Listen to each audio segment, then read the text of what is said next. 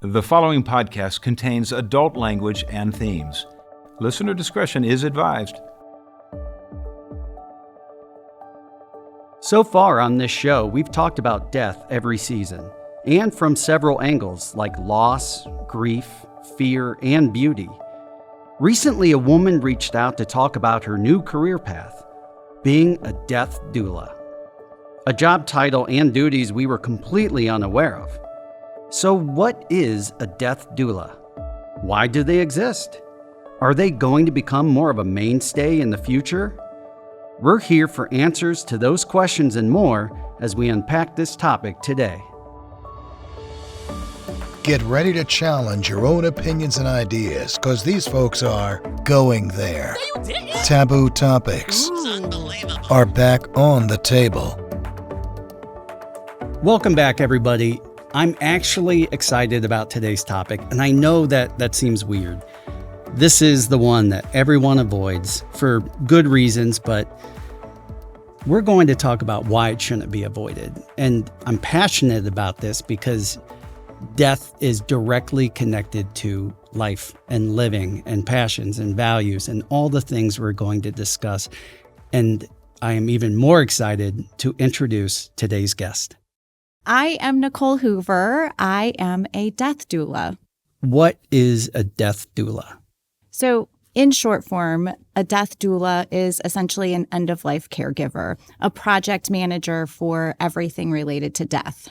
Most people nowadays are familiar with like a regular doula for birth, like a midwife kind of a thing.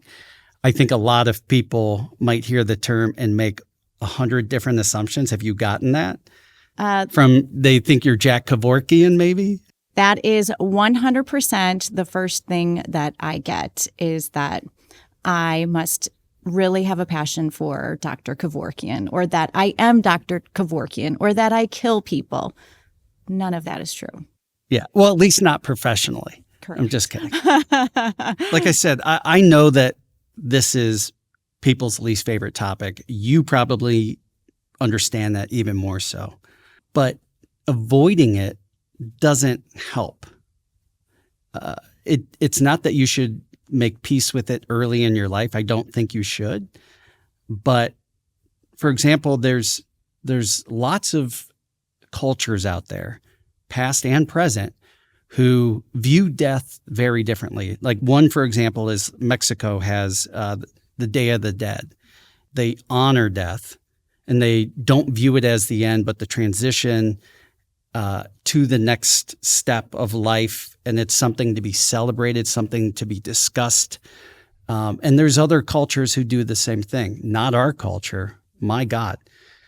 I used to love to pull quotes, so I did for this one too, because Mark Twain is one of my favorite humans who ever existed. And he said, "I do not fear death. I had been dead for billions and billions of years before I was born and had not suffered the slightest inconvenience from it." I mean, that's a great way of looking at it, but there's other ways of seeing it. Even just talking to friends and family, not necessarily clients, the avoidance.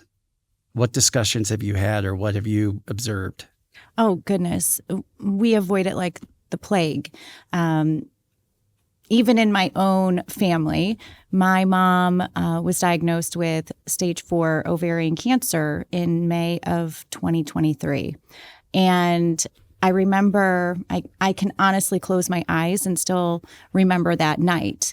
And the emergency room doctor kind of turned the screen towards me so I could read the CT report. And my mom got up to go to the bathroom, and he came over and immediately just wanted to hug me. And in some situations, I'm very black and white. And I looked at him and I said, "Just give me what I'm looking at. Just give me the data.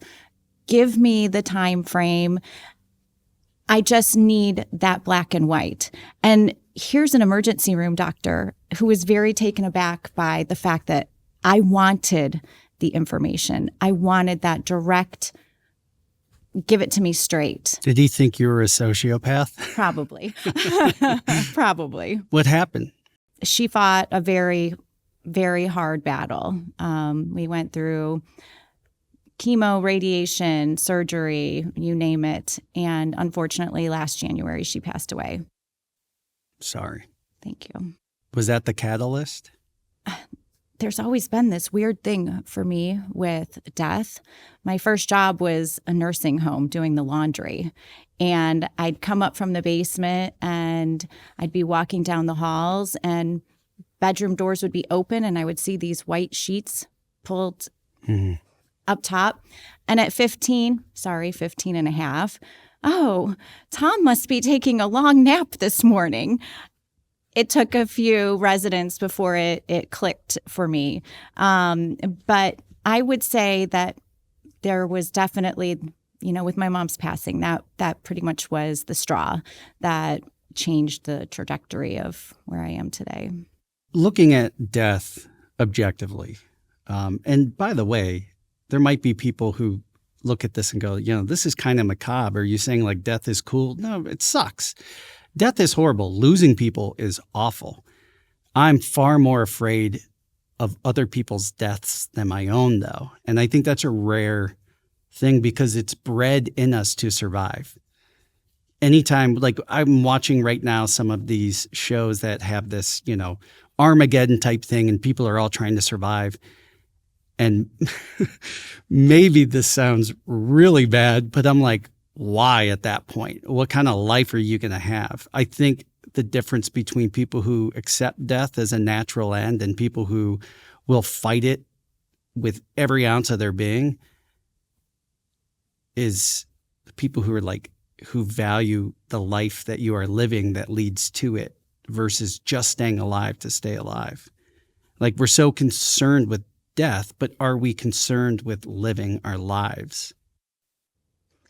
This path has definitely changed my perspective on life in general. And I try to live with the motto of no regrets any longer. And that's really hard to do. But every night I sort of reconcile myself at the end of the day, making sure that I've lived a good day. And if I die tomorrow, does my family know that I love them? Do my friends know that I care? Am I a good human being? And so it certainly has changed my outlook on life as a whole. Earlier this season, actually in our very first episode, a psychologist talked about something that she asks all of her clients when talking about values and living genuinely and authentically. She said, picture your funeral. And what do you hope people would say about you, or what do you believe they would say about you? And I think that's a really good exercise in living true to your values. It's no one's fault that you're in the rat race and you're just trying to get through each day. You're trying to get those bills paid. You're trying to keep your kids fed. That is all that's just a fact of life, right? But the type of life we live, are we thriving or are we just surviving? And I think that's important for each person to unpack for themselves. That said, I am going to put you in the hot seat for a second. What do you believe people would say at your funeral, or what would you want them to say? Either one. For my kids, I think that they never went a day without knowing that I love them 100%. Friends and acquaintances, that I am the person that would show up. If you need something, I am going to show up. You believe that or you hope that? I believe that. That's great. And so your two big values, I assume, are making sure that you love and show up for the people you care about. That's why you have no regrets. I hate to simplify it as black and white and sociopathic. That's why you have no regrets. So when you talk to people about death, whether it's the person who's dying or the family around them, and I'm sure sometimes it's already happened by the time you get there, what are people most concerned about from your stance? For some, it's the family being afraid to ask what the loved one wants or how they want to be remembered or what do they carry on. And I think some of that fear comes from the fact that if we talk about it, that means it's going to speed it up. Second, I would say if I give up on X, Y, and Z, whether it's chemo, dialysis, what have you, is the higher power going to look at me that I failed?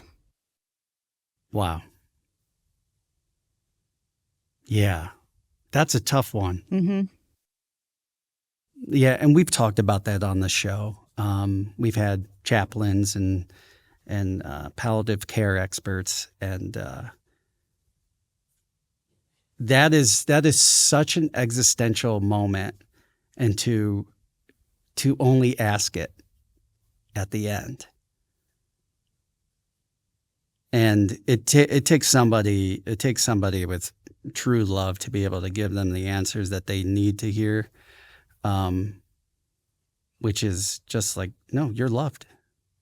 You did your best. I mean, what else can you tell them? And I'm not going to have all of the answers, right? I'm still here on this earth. I'm living and breathing. I can't guarantee what's coming on the other side for every single person. And so it's not about always having the answers. It's about being present and honestly just listening with intention. And I think for some people who are on that path of death, they don't want to burden their family. And so they just want someone to be able to sit and listen to these thoughts to give them some sense of peace. Yeah. That's beautiful. And that's exactly it. Are you like me? You have to be this way. I think we discussed this offline. Are you more comfortable at a funeral than a wedding these days? I would say yes. Yeah. Yeah. I can't remember if I said this to you or someone else, because that sounds kind of weird. And it maybe sounds like I hate weddings. I'm like, I don't hate weddings. I did used to film weddings years ago. And I got to tell you, unless you're doing something new or different, it all is the same event to me. But there is something that is so genuine about how people act at a funeral that you don't ever get to see. It's a peek into like the authentic psyche of humans without the veil and the mask. And weddings are great. And I'm not cynical to say I see two people standing up there and saying they're in love, and I'm not saying they're full of shit. I'm saying I also understand that we are just also kind of putting on a skit for everyone, and knowing from my own past, but historically and from data, like most marriages aren't gonna last until death do they part. So there is something that is like genuine, people mourning. I don't want my funeral to be the first time people show me that they love me, or show me that I'll be missed. And so I think the way that we build our relationships now is so important. Not so that we can have a great funeral. That's not what I'm suggesting. But to live true to who you are and who you want to be in the end, I think is really important. Now we're going to talk about something far more depressing. What did you do before you became a doula? Oh, it's a good thing that there's just a few of us in this room. So prior to becoming a death doula, I was in corporate America as human resources. You and I discussed that, and it's funny because, of course, I know lots of people in HR, and HR has its place, but the human element of HR has all but disappeared. Why do you think I made the transition? If we're going to go there, I'm going to go there. I just felt towards the end of my career in HR that being focused on KPIs and turnover and metrics and whatnot just wasn't filling my cup. And as I was navigating through being a caretaker to my mom and my paternal aunt, and having to travel for work still and listen to the daily grievances and what have you, and then go home and be managing the downward spiral of two people that I immensely cared about. After everything transpired, I lost my aunt, and then obviously I lost my mom last year. I just got done and said, this this isn't the path for me. I am too heart focused to be sitting in an ivory tower. This is an important part of the conversation for so many reasons. But again, we're talking about living true to your values and with the end goal in mind of, again, I want to have lived a full and good life being loved and loving people. And corporate America is the death of the soul. And of course, that doesn't mean every person out there listening who works for a corporate job has no soul whatsoever. But the higher you climb the ladder in most corporate environments, the more you realize your goals are all, again, KPI focused and getting that promotion and getting a raise and making more money. And all of those things are great. But it cannot be what you live for. I've made a lot of videos for companies over the years. And when we work with the HR team, we'll ask in interviews, what's your favorite part about the job? And the cliche that you hear so many times is, we're all a big family here. And I'm like, really though? Like a dysfunctional family, sure. But you're saying you would like stay here regardless of something else. No, like you're a paid person. You're here because you want your life to be better. And that's okay to admit that. But corporate America has this double-edged sword of trying to say, we want you to be loyal to us. But by the way, we're going to screw you over the first chance we get. And then when across the board over the last few years, DE&I were cut out of all HR initiatives, just about. Not every company followed suit.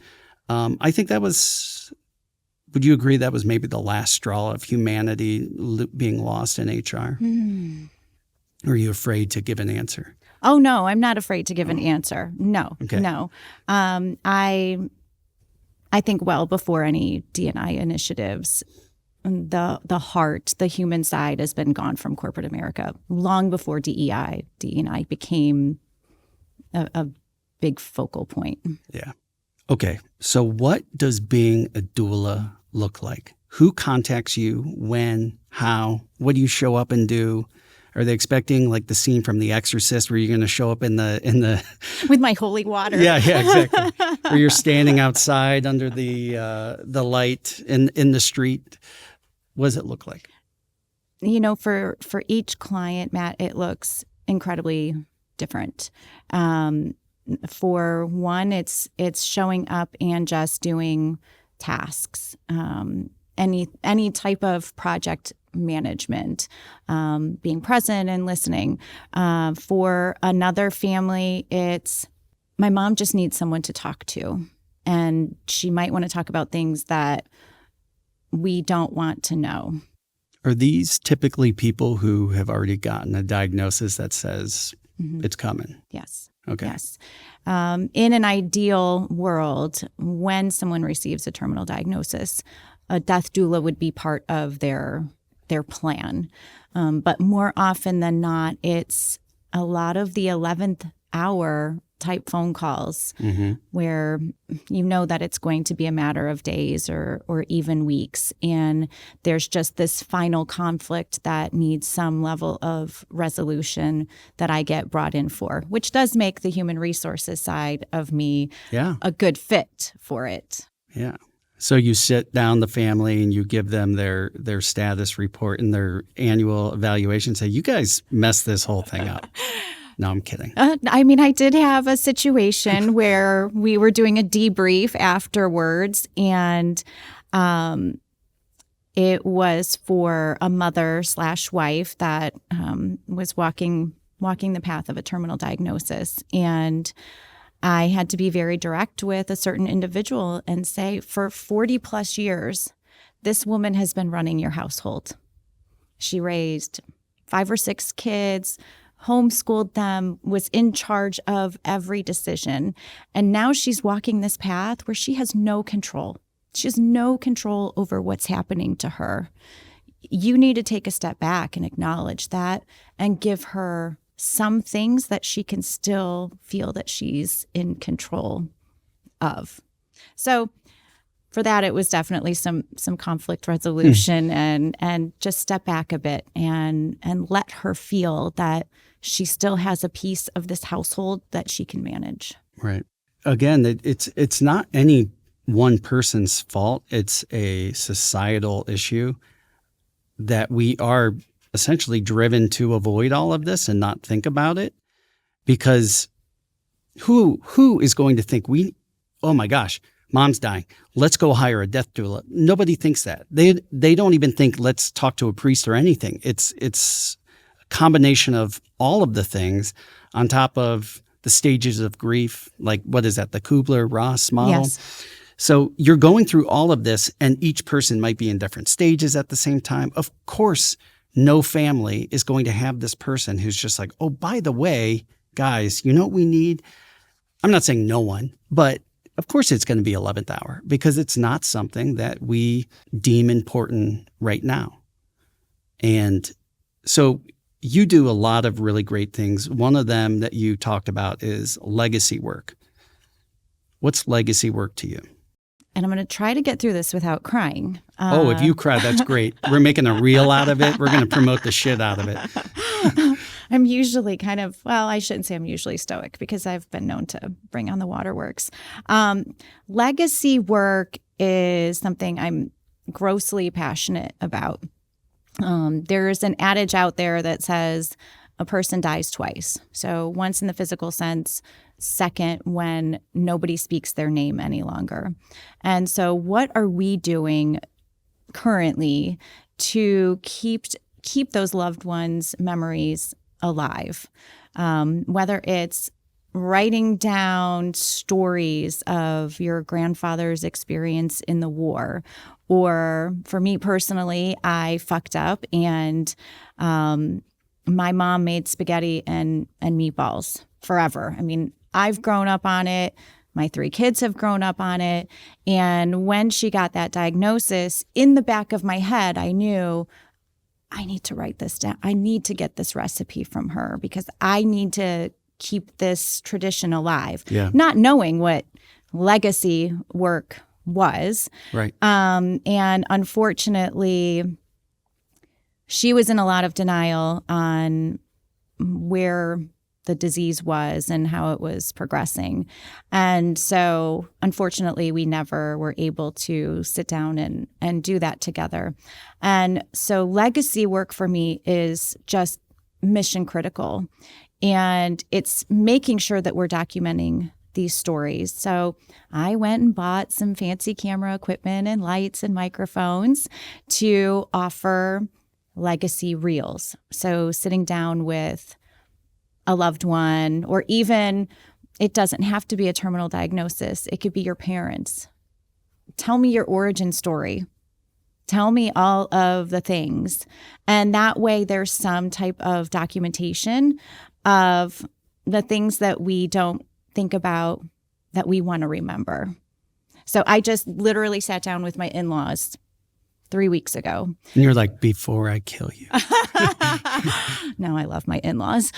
They're great. I wanted to know their history. I mean, next year they're going to be married 60 years. Wow. So talk to me about your love story and how that conversation went. Again, using my HR hat. I'm good with, leading questions and not just yes, no answers.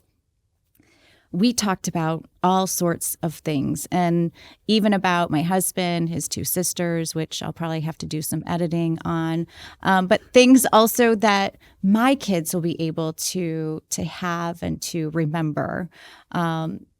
As I started doing this and getting the camera equipment, I kept thinking about my paternal grandfather, who always was tapping something, tapping his feet, his hands, whistling, what have you.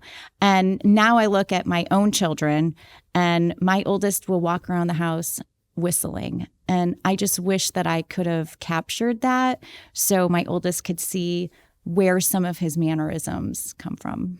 That's what I'm talking about. That it's so important that you, working in the vicinity of death, has given you all of the insights in life. And it is, those two things are very much connected. And the fact that, like, and I can say honestly, I'm horrible at doing that. I'm so bad at taking behind the scenes photos, of really documenting and being present in some of these moments, because naturally that's how I'm wired. But also as a video producer, I'm always thinking about the end product. I'm not thinking about all of the things that get us there and actually enjoying some of it sometimes. And so it's to no one's fault. I think it's very much a cultural thing, but I think that's really important. I think even with death out of the equation, taking the family videos, taking pictures where you're not just taking a picture, making the duck face and doing selfies, like actually capturing the moment, the candid moments. We're bad at that. We are.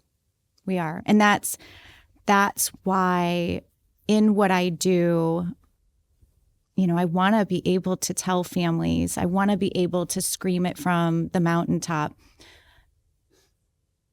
When you have a loved one that has a terminal diagnosis, you are instantly in that caregiver mode. And so you're processing the diagnosis, you're processing, oh my gosh, is the house listed in transfer on death? How is the car listed? Oh my God, am I on the bank accounts? All of these things that are important. I'm not saying that they're not important, but the important things, Nona's favorite meatball recipe, or listening to Uncle Joe's war stories from Vietnam, or again, the origin story of how your parents met. You just don't sit down and pause for a second to think about those things that you're going to want to make sure you have when they're gone. So would you say that ultimately the family of the soon-to-be deceased is more of the client than the person dying, or is it kind of a mixture? I would say it's a mixture.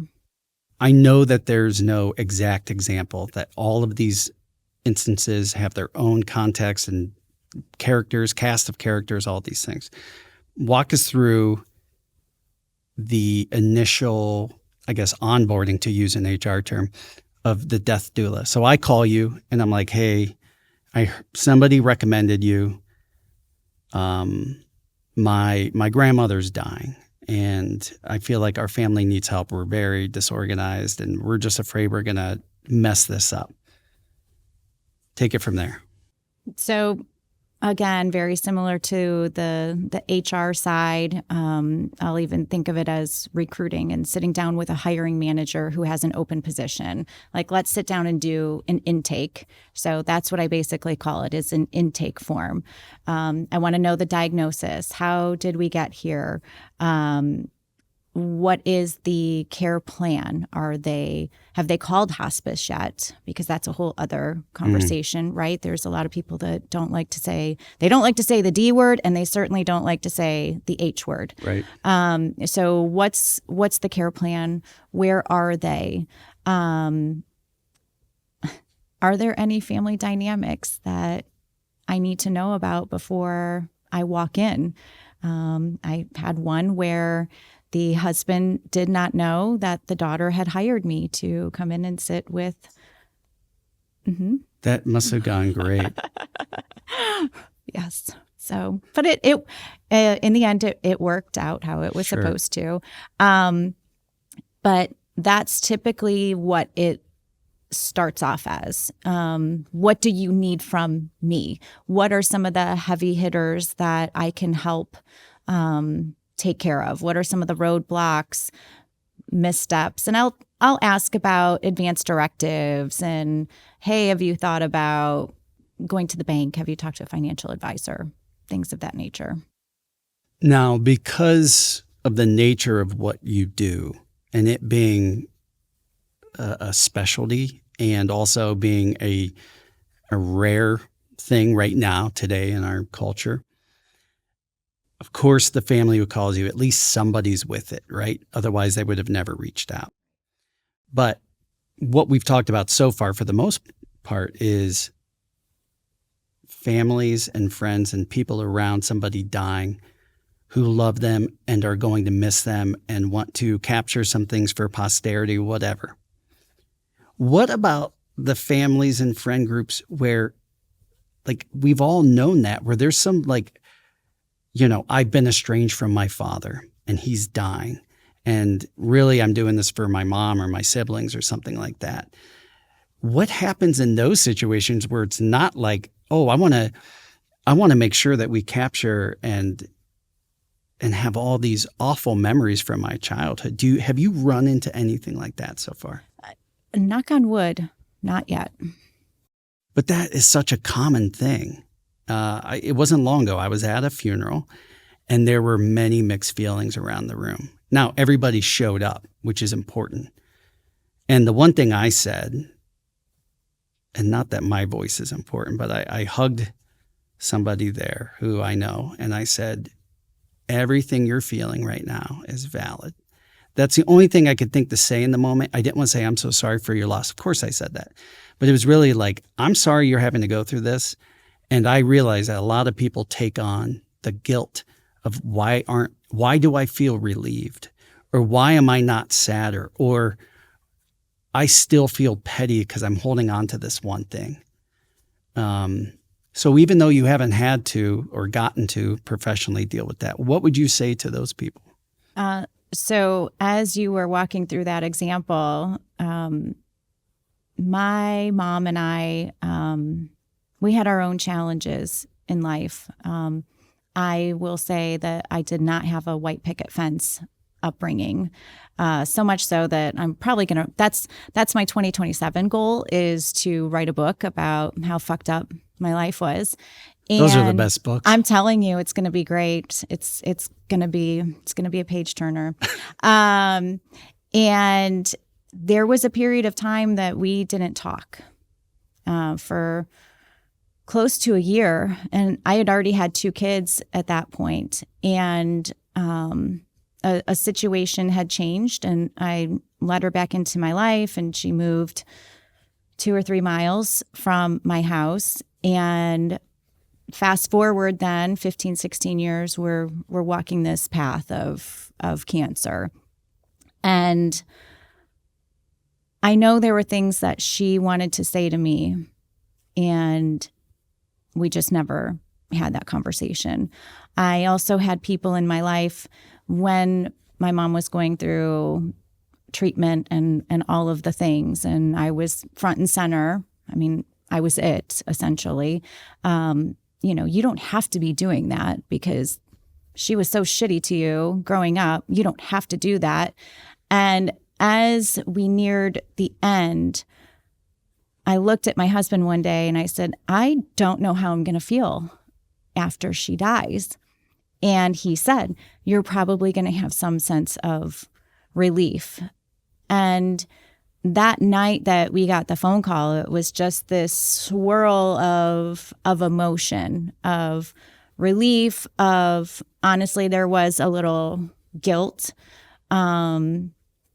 sadness, all of the things. But when you talked about the sense of relief, I did have that for a moment, of not only because she was out of pain, but for yourself, for myself as the caregiver. I mean, I was burning the candle from both ends and beyond.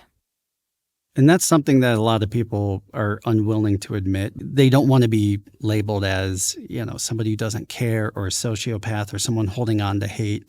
I think your feelings as a human, I'll say this to everybody, your feelings in death, someone's death, unless you caused it on purpose with malice, are all valid. Because again, we spend so much time avoiding it. When somebody dies, the instinct is, well, now we're only going to talk about them in a flowery sense. And it's like, no, they're still the same fucked up person they were before they died. But they can be both. We're not all great or all shitty. Most of us are nice old combination of both, and all the shades of gray in between. What do people ask you the most? So you have people who are like, obviously in chaos, right? By the time you get a call, it's chaos. That black and white answer that you wanted in the hospital, I'm sure some of them want from you. What's a common question that you get up front from them? How much longer do you think so-and-so has? Even though I'm non-medical. And you don't know anything other than what they shared with you. Correct. And that's what I was curious about, because I think when you are out at sea in the storm and you have no idea which way you're going, you want somebody to give you some kind of information, reassurance, a compass, something. I'm assuming you get a lot of questions that are things that you could not possibly answer. Do you think she's going to go to heaven because she did? Right. Right? Do you think she's in pain? Again, how much longer do you think he can hold on for? I don't know. And what makes, especially for that question, I feel, how long do you think my loved one is going to hold on for? There is something to be said about the life that you've lived and what your dying process looks like. I think I look at my mom and my aunt. My aunt had her shit together, Excel files of passwords and whatnot. And once we knew the dialysis wasn't working, it was, okay, you tell Father Steve I don't want X, Y, and Z. And as she started the transition process, I won't say it was 100% peaceful. She had a little bit of what's called terminal agitation, but in retrospect for me, I would say peaceful. And then I look at my mom, who we didn't have these difficult conversations that needed to be said, and she lingered. I mean, the night that I checked her into hospice, the hospice nurse said, "Oh, you should stay tonight, Nick, because tonight's going to be the night." And I said, no, it's not. And she lingered for another 3 weeks. And in my heart, I believe it was because of the life that she led, that her brain wasn't done reconciling what she needed to, and she held on. And so when I think about other family situations or client situations, if that person still has some bad juju lingering and there's a conversation that didn't get said, I think that time frame on when is Grandpa Joe going to die is going to look a lot different than someone who has their affairs in order, no conversations were left unsaid. I think when you see a lot of that agitation and lingering, it's because their brain is still processing some of the things that they didn't get to say. I have to imagine there is something that is part of us that we can't see or touch that is also like, no, you cannot move on you cannot make that transition without getting this off your chest. This will carry into the next phase if you don't get it. That's just my personal belief. When it comes to wills and living wills and all of these things, are you involved in that process at all? I have a client that I'm working with that I've taken her to her attorney to make sure that her affairs are up to date and in order. I worked with a client, albeit brief, about a month and a half ago, and I put together a super huge checklist of, okay, let's make sure we have this updated. Let's make sure we have that updated. And I think for the average person, it doesn't have to be someone who's walking a path of a terminal diagnosis. We have these papers, we stuff them in a drawer, we don't think about them. Now, my end of life wishes at 25, of course they were going to say, crack my ribs, do whatever crazy, funky shit you have to, you know? Keep me alive, right? 100%. Now, when I'm 85 and I'm probably dealing with osteoporosis or whatever, am I going to want them cracking my ribs to maybe live another month? Absolutely not. Right. And so I think for a lot of people, us healthy people, right? You and I don't sit here and think about our wills and advanced directives on a day-to-day basis. Not at all. And so that's also something that I try to lead and guide on. Even normal, healthy people. Hey, you may want to revisit what your stuff looks like, or when was the last time you updated your will? I just sat with my in-laws in November, and My mother-in-law, now that I've been on this path, she's very much, can you look at this? Can you look at this? Can you look at this? And she pulled out her will, and the first 2 digits of the signature date were 19. And I said, okay, there's been a lot of life changes since then. You have grandbabies, what have you. So it's really, as we sit and change our smoke detector batteries every year, these are things that we need to pull out of the drawer and dust off. Or at least every few years. Yes. Right? And talk to your people about your wishes. Yeah. Talk to That's them. really important. Oh my gosh. Absolutely. Because, they exist for that very reason. And we've discussed this on the show before. But, people going, this is what she would want. This is what he would want. Well, actually, we know what that person wanted because we have it documented. But that would make it tricky if it's like, yeah, but that was 30 years ago. Correct. They said they want a Bill Cosby quote on their tombstone. I don't think they want that anymore. That's not going to age very well. We need to really rethink this. I agree. And it's something, again, I'm a hypocrite because I'm so bad at this. I did have a living will. I don't have one anymore. Now, I'm not married and I don't have children. So if I die, I just want to make sure the government doesn't get my shit. I want people I care about to have it. So ransack my home if I die, to all of you out there who like me. What's your favorite story so far? Oh boy, there's 2 in particular that come to mind. Last fall, I was working with a family, and I wasn't quite sure what exactly they needed from me. And on one of my last visits there, Mom was in and out of lucidity. And so about 15 minutes into the visit, I went and sat in the kitchen with a few of the kids. And I don't know what prompted me to ask this question, but I said, I feel like there's something that you guys want to know, but are afraid to ask. And the one child. From you or from? From Mom. Gotcha.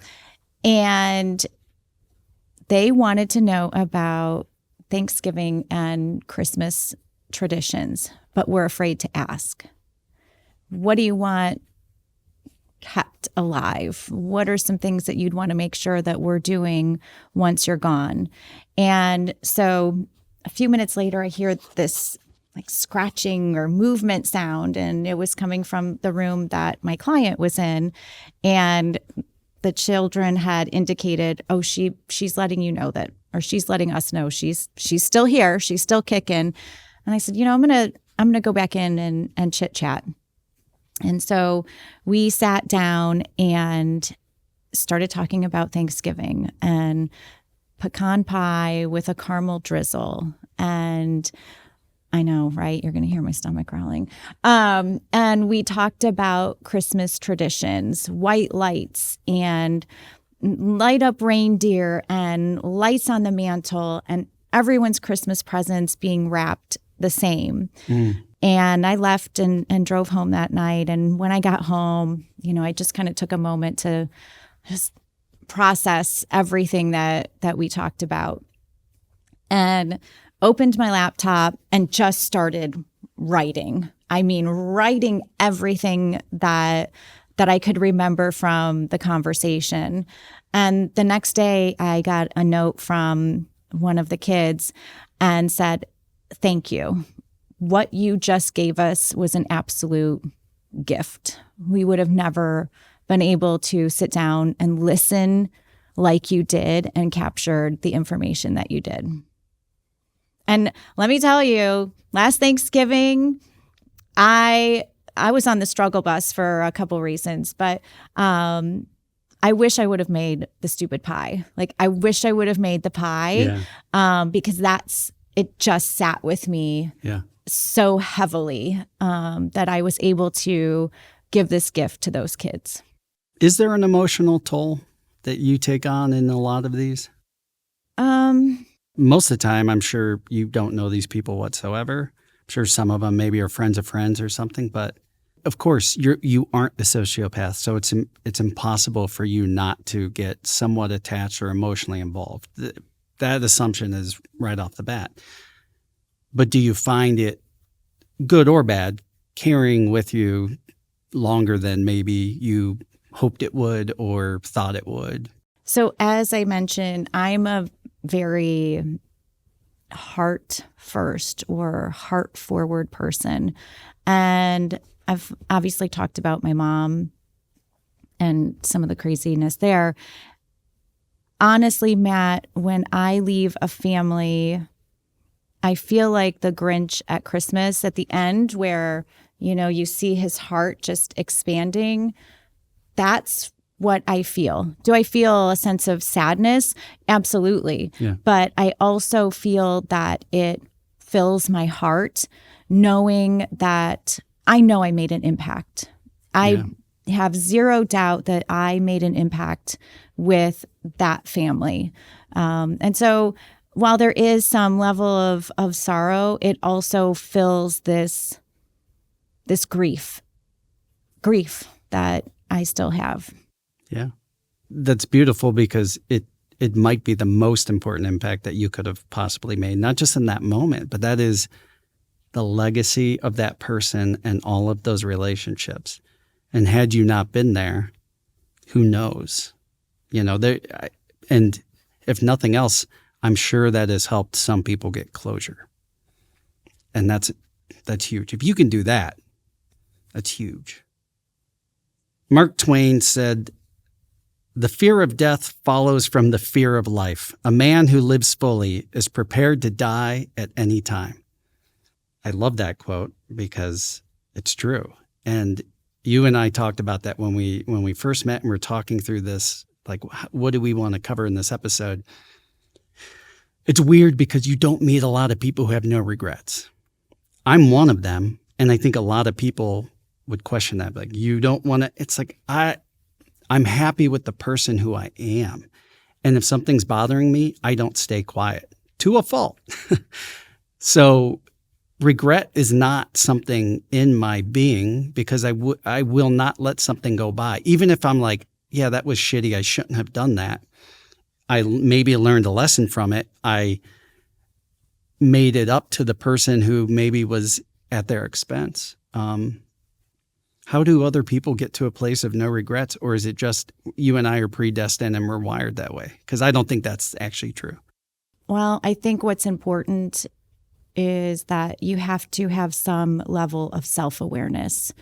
And that's something that not a lot of people inherently have or care about, I should say. Yeah. And I think it took me walking this journey to become a death doula, to try to live as fully as humanly possible. Are there still things that I probably screw up on? Yes. Just this weekend, I am trying to fix a wrong and sent a text to a person and said, I was an asshole and I'm sorry. And I would love it if we could get together and fix this. But I think it takes being self-aware of what you want out of life and the path that you want to walk, to be able to try to live with as minimal regrets as humanly possible. See, that's why this topic is so important and why I hope people haven't avoided listening or watching this, because it's not, yes, it's about death, but it's not about the doom and gloom of death. It is really about how to live a life so that when your time comes, you aren't passing on with all of this regret and turmoil and anxiety. Of course, because there's already naturally going to be some of that there. It's the unknown. Some people see that as scary. Some people see that as beautiful. It can be both. But if you aren't living your life authentically now in that self-awareness and righting the wrongs, all you're doing is sweeping it under the rug. That shit is still there. And then if it's coming out in the 11th hour with all of this other added emotion, you're screwing future self there. Absolutely. Some of the things that I try to post on social media talks about my passion for being able to work with families to help clear up that conflict. You know, what's the best thing that's going to happen as a result of clearing out this conflict? What's the worst that's going to happen? Yeah. Why not throw it out there and see what happens? I had talk about the difficult conversations. I co-hosted a death cafe. I was about to ask you about that. I not only am I intrigued because we only got a little bit of time to talk about it. I want to know more. To talk about the death cafe. Well, I am going to have another one here soon, so I'll make sure that you get the invite. Death cafes overseas across the pond are far more popular because they're not so death adverse like we are in talking about death. Look at what Dr. Ruth did for sex. My God, here's this, tiny 4-foot, 80-year-old German woman talking to us about sex. And here we are, maybe finally starting to be more comfortable with it. So we hosted a death cafe. And I have a good friend who gave me it's called the Death Deck. It's actually a deck of cards. I highly recommend families who are struggling with conversations, pick up a death deck. I mean, flip through it. You're gonna get all these good prompts. But one of the questions in there was, if you could speak from beyond and tell a family member one thing, what would it be? And then subsequent to that, what's holding you back from doing it now? So these are kind of the things that we talk about in the Death Cafe. Was it hard to sell it?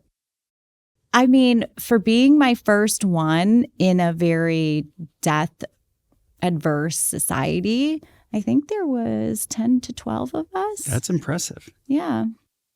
Highly tip the scale towards female? Yes. Yeah. 100%. And I'm not saying that because you're a woman or because women are obsessed with death, but like I joke all the time with my other guy friends who are, self-aware, who care about mental health and stuff. I'm like, women should just kick up their feet for a little while when it comes to the emotional stuff because, they've been far more evolved and advanced than us for a long time. Like men really need to pick up the slack here and try to meet them. I'm sad to hear that it was like all women, but understandably so. There's going to be one guy at your next one. I'm going to try as soon as you give me the info. So is that the majority of it? You play with the deck of cards and everyone discusses, or are there other elements to it? I've attended a few virtual death cafes. One that virtual one. Mm-hmm. Mm-hmm. Is it can't be as impactful? You know what? I'm very surprised, but they have been. Wow. One I attended as a death doula, and it was prior to my death cafe, and the gentleman hosting it was kind enough to let me sit in and observe. And then, of course, I had a million questions for him afterwards. But sitting in that one as a participant, we got into the conversation of medical aid in dying. Mm-hmm. And I loved listening to all the different opinions and viewpoints and questions and misinformation around it. So I think if you find a good one, they can be impactful virtually. Where do you host these? So any place that has a space that is going to feel like a neutral environment. Yeah. Libraries. Yeah. I'm definitely toying with the idea of hosting one at a funeral home. Like let's just put the dead fish on the table. But we'll see. Because part of me is like, like a winery or a bar would be great, but that could go awry real quick. A lot of emotions, maybe more than I'm ready to be navigating through, could come out. I just feel like some people need that extra little bit of liquid courage. Oh, sure. But especially if you're talking men, it'd get real sloppy real fast and then loss of control as the host. We've touched on, but we haven't said the word. I think capitalism is a major reason that we are death adverse, because one, these people have it in their minds as though they get to take it with them, the greedy. And the rest of us, if we don't focus on death, we focus on how we can be a contributing factor to society and to the GDP and all of those things. But if we were looking at it the other way around, we might suddenly start saying, what's a more precious resource is time, or relationships, or love. And this isn't a political stance. I'm just saying, like, we talked about HR. We talked about the death-adverse society and why we're so different. I think it is largely an American thing that we are so adverse to it. And then policies and other financial things put in place mirror that. So one of the things is, some places give you a little bit of time off for a death in the family and things like that. But like FMLA doesn't cover the things that you would do. I maybe just had a passive-aggressive LinkedIn post recently about, hey, corporate America that says they're a family culture. What are you really doing for these employees that are the primary caregivers of a dying loved one? Are you simply just handing them FMLA paperwork and saying, see you in 12 weeks or when your mom, your sister, your child, whomever dies? Why not bring in a death doula as part of your employee assistance programs?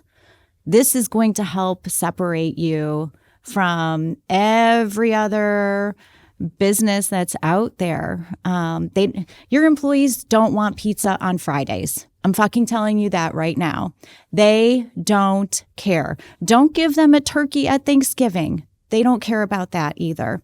But something like this, to where you bring in a death doula, you have an employee whose family member is dealing with a terminal illness, and there are studies out there from the National Institute of Health or on Health that 95% of the caregiving falls to family members.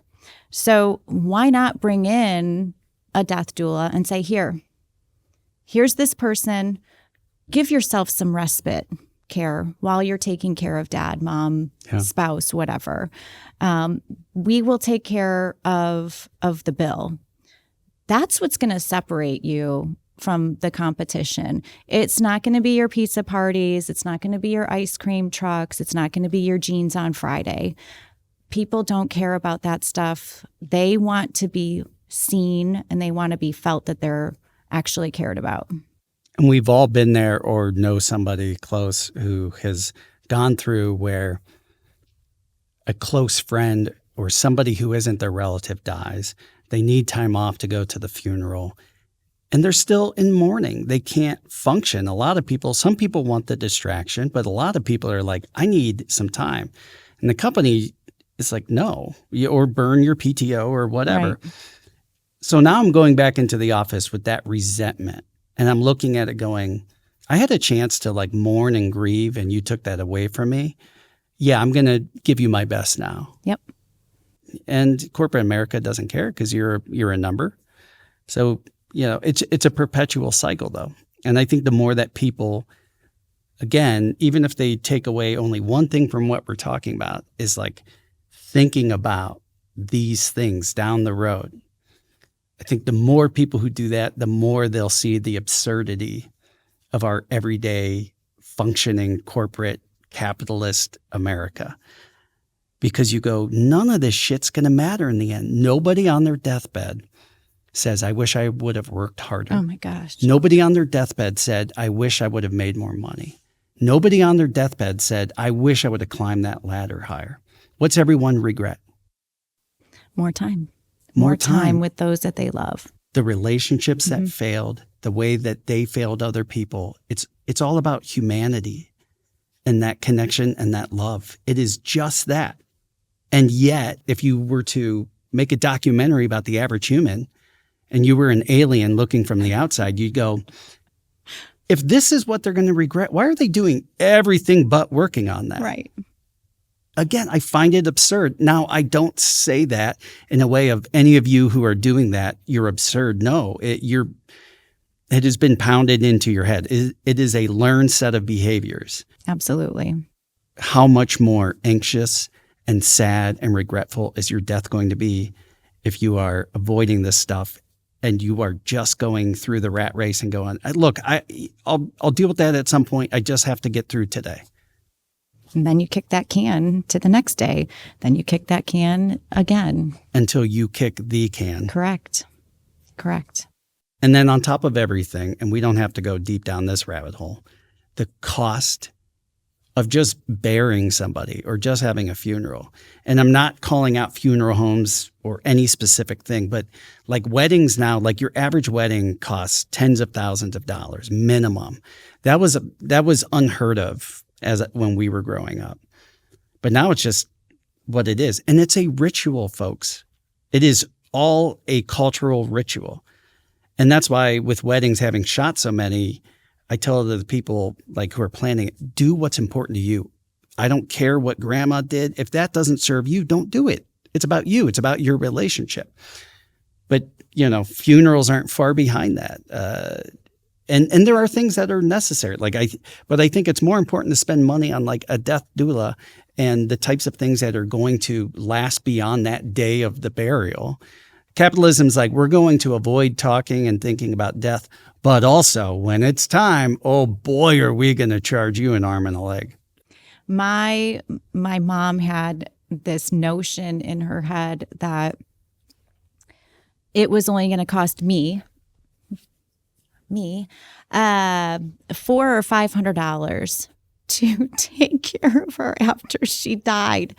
And I think the one day we were probably sitting at chemo and I was on my 18th cup of coffee and I was like, Linda, it's going to cost me $500 just to probably transport you from like the hospital to the funeral home. Yeah.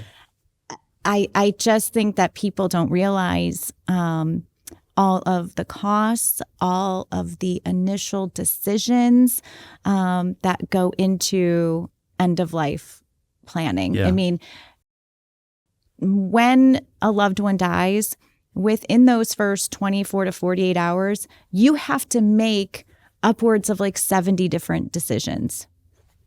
Embalming, cremation, songs, no songs, graveside services, church services. Who are we going to have there? What do you want the little handout card to look like? So many things. And so going back to that whole, we're such a death adverse society. As you're sitting here now, or if there's a listener sitting out here and saying, oh shit, I have no idea what dad wants. Exactly. Yeah. Have the conversation, because what's going to happen if dad didn't want to be laid out and wanted to be cremated and you're having him embalmed and open casket? He is going to be haunting your ass from the great beyond. Yeah. Trust me. So that's why it's so important to just talk about these things and go down that path of advanced planning with a funeral home, because it's a costly event. And really the onus is on each individual if you have somebody who's capable and cognizant and all these things. But that's why it's important to think about while you're still young and healthy, because when you die, the last thing you want to be is a financial burden on the people you leave behind, because they're already going to be going through an emotional and logistical one. So absolutely. So really, like your decisions, your will, all of the things that you come up with, it is about taking care of the people around you so that they are not left with an even bigger gap and void in their life on top of what they're already going to experience in grief. Your family's going to be mourning you. Do you really want them to be navigating probate? Right. As they're still grappling with the loss of you emotionally, physically, etc. Yeah. And now you're just leaving this wake of big things that they have to clean up without your input or guidance. Before we wrap up, you had mentioned, and I haven't had a chance to read it other than just scan some things, but the Collected Regrets of Clover. You had mentioned that book and you said, if you get a chance, there's this novel, I think you should read it. Why would you recommend this to other people? You and I have talked a lot about living with no regrets.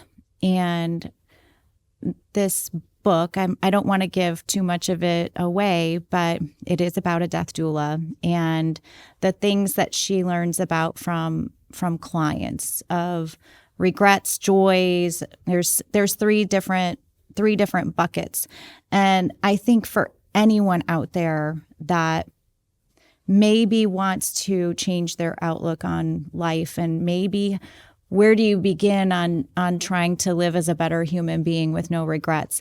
I think that's a good book to start with because it's reflective. It is a good reminder of, she works with clients and asks, what were some things that they wish they would have done? And she lives her life on trying to do what that person didn't get to do to then fulfill their legacy. And so I just think as individuals don't know where to begin on being more self-aware and how to live better and maybe how to live with lesser regrets, I think that's a good place to start.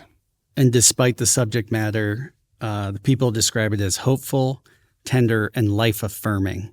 But what got me where I was like, yeah, we got to bring it up on this episode is the novel explores themes of life, death, love, grief, regret, and finding purpose, turning the taboo subject of death into a celebration of life.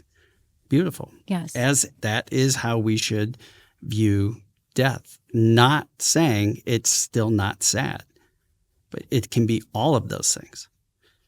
Where would you like people to go to find you and or any other resources? I'm out there on all of the social medias. I do not have a creative brain, and I kept it very simple. So I am Death Doula Nicole, Nicole, no H, no K, it's just Nicole. Super active on Facebook, very active on LinkedIn in targeting business professionals that are trying to navigate, taking care of a loved one. Instagram, I have a YouTube channel where I pop in some quick educational shorts about everything death doula related.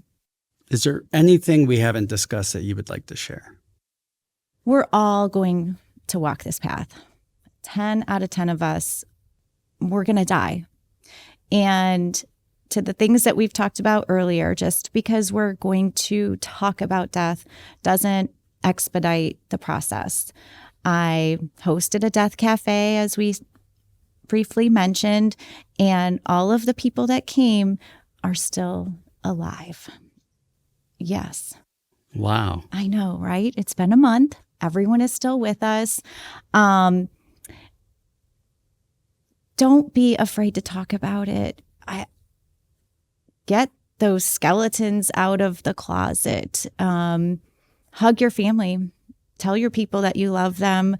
Work on those broken relationships that are still kind of giving you the ick and sitting with you incorrectly, because right now we only live one life, and just grab it by the balls and be a good person.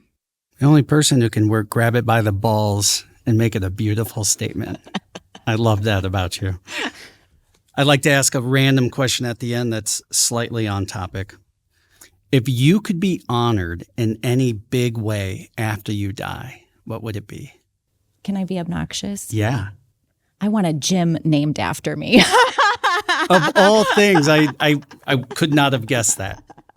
I think my self-care in life in general is working out, and I have a super big passion for it. I mean, I want to be here as long as humanly possible. I want to lift big things. I want to look like a girl who lifts, and so an honor would be that a local gym says, "Damn, did you see the traps on her? We should name a gym after her." That's awesome.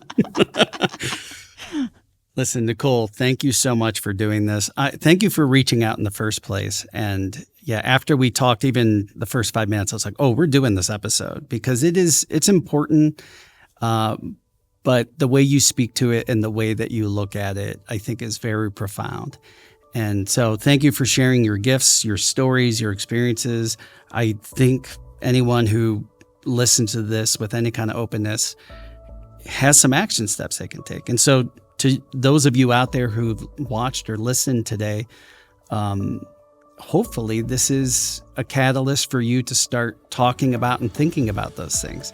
Yes, it can be depressing. It's a little macabre, but ultimately the goal is what? Live the best life you can, fix the relationships that are worth fixing, and in the end, you won't leave behind a big rat's nest of emotions and logistics for other people to try to untangle. And so if nothing else, this is your call to action to go out and live your life the way you authentically were meant to do. How do you want to go in the end, and what do you not want to leave behind when it comes to regrets? We'll see you next time. We just went there. Now you can go to thegoingtherepodcast.com for links to all the podcast platforms, our socials, and of course, YouTube. While you're at it, give us a rating, share with a friend, and subscribe. This podcast is brought to you in part by its host and Frame One Media, in association with Kaylee Williams, Joe Calley, and Bobby Thomas.